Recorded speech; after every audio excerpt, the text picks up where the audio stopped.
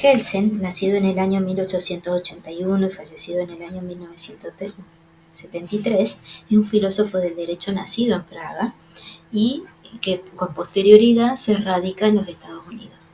Es el principal exponente del positivismo del siglo XX.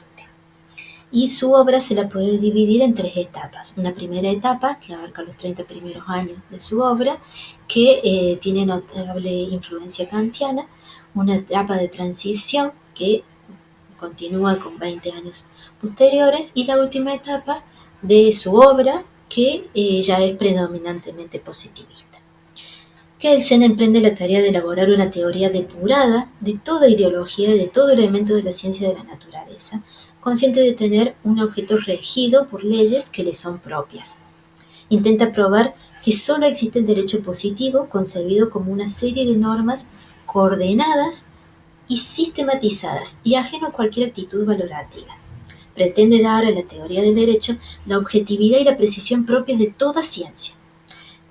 Por teoría pura, entiende una ciencia cuyo único objeto es el derecho. Trata de determinar qué es y cómo se forma el derecho, sin indagar de cómo debe ser y cómo debe formarse. Para Kelsen, el derecho se había introducido en temas psicológicos, biológicos, morales y hasta teológicos, acusando una grave falta de sentido crítico y poniendo en peligro la verdadera ciencia jurídica. De esta manera, los juristas de la teoría pura no están llamados a construir, sino a observar y analizar el derecho, tal como éste se presenta. Es preciso dejar de lado la preocupación por su origen, causa o finalidad para centrarla en el derecho opuesto, en el derecho positivo. Esto lo reelabora, lo formula, cuando realiza una profunda crítica a la metodología tradicional de la ciencia jurídica dogmática imperante en el siglo XIX, especialmente la utilizada por los seguidores de la Escuela de los Conceptos. Y de ese diagnóstico intenta construir los fundamentos metodológicos de la ciencia jurídica sobre nuevas bases. Para responder a la pregunta de qué es el derecho, analiza los conceptos jurídicos fundamentales como, por ejemplo, sanción, obligación, responsabilidad, derecho subjetivo, relación jurídica, sujeto de derecho. Y para responder a la pregunta ¿qué es el derecho?, abarca su construcción escalonada del orden jurídico, el fundamento de validez, la relación entre el derecho y el Estado, el derecho internacional y la interpretación. Por medio de esta teoría busca proporcionar a la ciencia jurídica el mayor rigor y coherencia posibles. Para ello, propone que el análisis puramente científico del derecho se realice independientemente de toda valoración ética, de toda referencia a la realidad social en la que lo jurídico actúa, permitiendo una teoría general exenta de contaminación ideológica. En el modelo kelseniano, la ciencia jurídica es caracterizada como una ciencia normativa, social, objetiva y autónoma. Es una ciencia normativa porque no porque tenga un contenido prescriptivo en el sentido de que se proponga elaborar o suministrar normas, ni tampoco porque pretenda dar fundamentos a normas, sino que es normativa en el doble sentido de, primero, por cómo estudia, conoce y describe normas, y segundo, porque lo hace normativamente mediante juicios imputativos del deber ser. Esto último distingue la ciencia jurídica de las ciencias de la naturaleza que describen los fenómenos a través del principio de causalidad. En la ciencia social normativa, atento que solo describe normas, que no solo describen normas, sino también relaciones sociales que dichas normas establecen, es objetiva y es autónoma. El objeto de la ciencia jurídica es la norma jurídica positiva. Kelsen distingue la norma jurídica que prescriben conductas y que constituyen el objeto de la ciencia jurídica de la que denomina reglas de derecho o proposiciones normativas, que el jurista científico del derecho utiliza para describir esas normas. Entonces, las normas son concebidas por este autor como esquemas de interpretación o de explicitación de la conducta jurídica o antijurídica. Al respecto señala que entre todos los actos que las personas pueden realizar, solo algunos tienen trascendencia legal. Esos actos que tienen trascendencia legal son actos jurídicos. Y aquello que convierte una acción en un acto jurídico es la existencia de una norma jurídica con respecto a la cual el acto es realizado. El derecho para Kelsen constituye un sistema de normas que regula el comportamiento. La norma en el sentido de un acto que se ordena o permite y en especial se autoriza a un comportamiento. La idea de norma como deber ser comprende no solo las normas que establecen la posibilidad de exigir de otro un cierto comportamiento, sino también abarca las normas que delegan poderes para la creación de otras normas y las que autorizan o permiten actos específicos. El estudio de las normas jurídicas positivas que Kelsen propone realizar en forma pura o no contaminada se efectúa a partir de la estructura lógica del deber ser jurídico, sin detenerse en la finalidad. Ese deber ser no debe interpretarse como un valor, sino como una imputación, es decir, como una relación entre sujeto jurídico y consecuencia jurídica o sanción, por lo que constituye una categoría lógica independiente.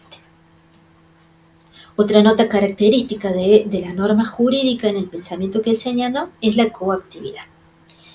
Él dice que los sistemas sociales designados como derechos son órdenes coactivos en el sentido de que reaccionan con un acto coactivo, como por ejemplo la privación de la vida, de la salud. Ante esas circunstancias es considerada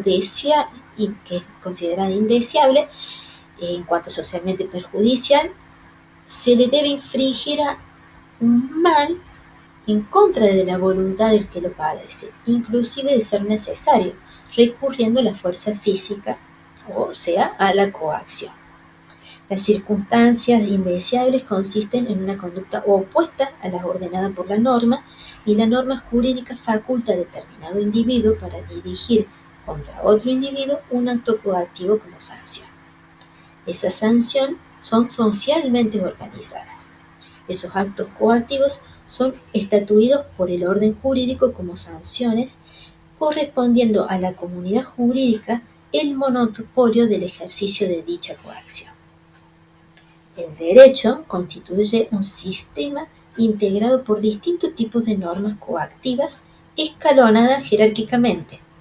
Está formado por normas generales y típicas, y también por normas particulares y concretas.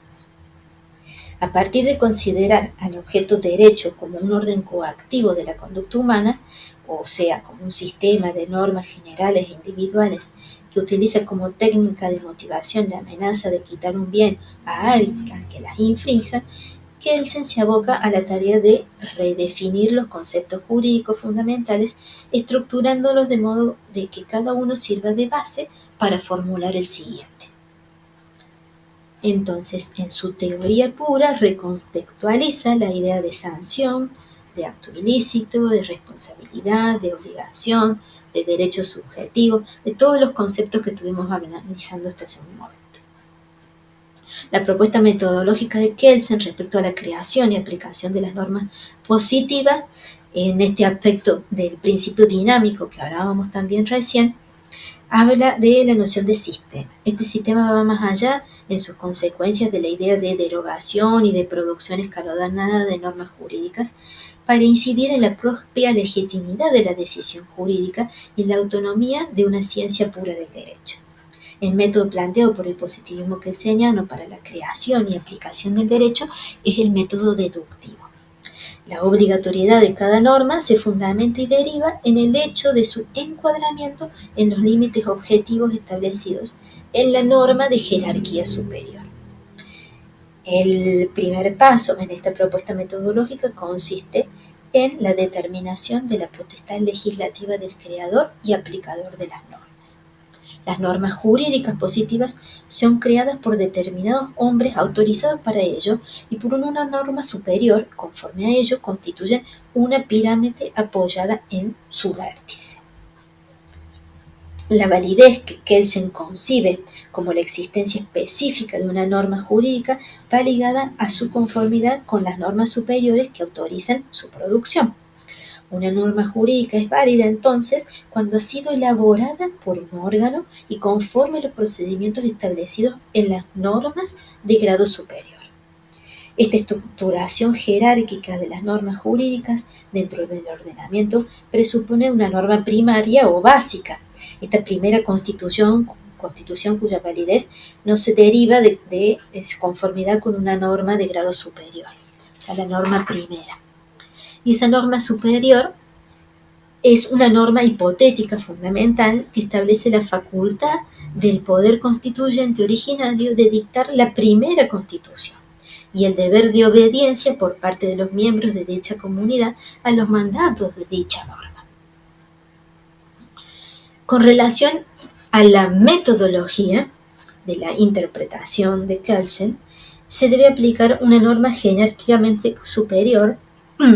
Por ejemplo, el juez o el legislador encuentran que está determinado no solo el procedimiento, sino también el contenido de la norma a crearse. Esa determinación nunca es completa, ya que siempre deja al aplicador un margen o un marco de posibilidades dentro del cual puede moverse.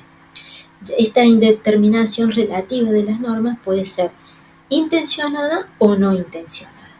Es intencionada cuando el legislador establece un parámetro dentro del cual el aplicador se tiene que mover para aplicar o para crear esa norma secundaria. Y es no condicionada cuando una norma, mejor dicho, es no intencionada cuando una norma ofrece una posibilidad pero con varios significados. Entonces, la actividad interpretativa debe tender a verificar de todas las alternativas posibles de interpretación dentro del marco del ordenamiento establecido, cuál es la norma que se adapta mejor al sistema y lo vuelve coherente. El juez, al aplicar la norma, por ejemplo, elige y adopta por medio de un acto de voluntad una de estas alternativas, creando una norma individual concreta para este caso. La elección de la solución aplicable al caso y los métodos son cuestiones de política jurídica y no de ciencia jurídica, por lo que Kelsen considera que no debe estar establecido dentro de la teoría. Al interpretar y aplicar una norma, no solo se pone en juego la inteligencia del intérprete y el aplicador, sino también su voluntad. Y a través de ella elige entre varias posibilidades una solución ofrecida por la norma en relación con ese caso particular. Esa elección es libre porque no existe para este autor ningún criterio o método que permita determinar cuál es la interpretación que debe prevalecer al momento de aplicar la norma al caso concreto. Kelsen critica también la tesis que atribuye a la jurisprudencia de conceptos que afirma la posibilidad, mediante una mera interpretación intelectual, cognoscitiva, del derecho válido de lograr un derecho nuevo. Señala esta incapacidad de la ciencia jurídica para colmar las lagunas que se afirman existen en el derecho. Y la función de llenar lagunas legislativas corresponden a los órganos de aplicación del derecho, no por vía de la interpretación del derecho válido, sino de la creación de una norma más individual y concreta para el caso no previsto. En cuanto al positivismo axiológico, para Kelsen, los valores en general y la justicia en particular son subjetivos y varían según el momento histórico y el lugar donde se los estime, por lo que niega que se puedan establecer racionalmente una jerarquía entre los valores que sea válida conforme a un criterio universal. Según esta concepción, los criterios de valor últimos o supremos son elegidos por la voluntad del hombre o descubiertos mediante la fe o la intuición, pero no pueden ser probados a través del conocimiento racional. Kelsen, en su libro ¿Qué es justicia?, dice que si algo demuestra la historia del pensamiento humano es que es falsa la pretensión de establecer, en base a consideraciones racionales, una norma absolutamente correcta de la conducta humana, lo cual supone que solo hay un nivel justo de conducta humana que excluye la posibilidad de considerar que el sistema opuesto pueda ser justo también. Si algo podemos aprender de las experiencias intelectuales del pasado es que la razón humana solo puede acceder a valores relativos. La justicia absoluta es un ideal irracional, o dicho en otras palabras, es una ilusión, una de esas ilusiones eternas del hombre. Nino considera que la postura de Kelsen respecto a los valores hay que ubicarla dentro del llamado escepticismo ético. Pero esto no es correcto, ya que el escepticismo es una concepción que ni niega ni afirma la existencia de los valores en general y de la justicia en particular. El escéptico lo que hace frente al problema de la justicia, de un acto o de una norma, simplemente duda y suspende el juicio valorativo. En cambio, Kelsen no niega la existencia de diversas concepciones de justicia. Lo que sí niega es la existencia de una fórmula de justicia válida, universalmente inmutable y única. Lo que dice es que esta concepción de justicia a la que adhiere es la de aquel orden social bajo cuya protección puede progresar la búsqueda de la verdad, de la libertad, de la paz, de la democracia y de la tolerancia. La concepción de Kelsen respecto a los valores y a la justicia es coherente con su concepción de ciencia, ya que rechaza todo conocimiento que no se ha logrado a través del método científico positivista, propio de las ciencias naturales, y de allí su definición de justicia como un ideal irracional, como una ilusión. En cuanto a la crítica que se le ha formulado a la teoría pura del derecho de Kelsen, sin tener en cuenta, o más allá de tener en cuenta que representa uno de los esfuerzos más importantes de fundamentación de la ciencia del derecho como conocimiento científico, del modelo positivista de ciencia desarrollado en el siglo XX, se le han hecho tres tipos de críticas. Una relacionada al método, otra con respecto a la teoría y otra con respecto a la ideología.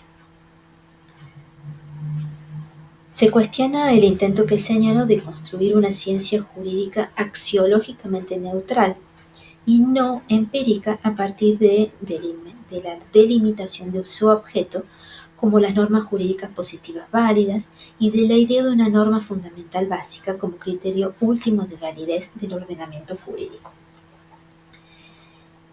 La norma fundamental, que no es una norma positiva, puesta, sino supuesta, o sea, hipotética, establece el deber de obedecer al poder constituyente originario. Ese es el fundamento. Y este deber no es un deber ser en el sentido lógico, sino político o ético.